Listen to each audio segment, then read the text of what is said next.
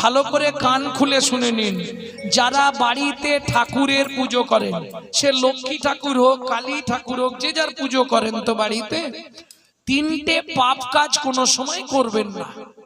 কি কি তিনটে পাপ কাজ? কোনো সময় কুঁড়ি ফুল তুলে ঠাকুরকে দেবেন না। যারা আমার ইউটিউব শোনে তারা নিশ্চয়ই এগুলো জানে। কোনো সময় 3-4 দিনের বাসি পচা ফুল ভগবানকে দেবেন না। 2, 3 নম্বর, যেটা আপনারা সব সময় পাপটা করেন, এটা করবেন না। সকালবেলা হাঁটতে যাবার নাম করে লোকের কাছে ফুল চুরি করে ঠাকুরকে দেবেন না। কি হলো, হাসছে কেন? মানে যারা করে তারা হাসছে নাকি? হ্যাঁ, এ পাপ হয়। কোথায় বলা আছে? ব্রহ্মবৈবর্ত পুরাণে বলা আছে, শ্রীমদ্ ভাগবতের 5ম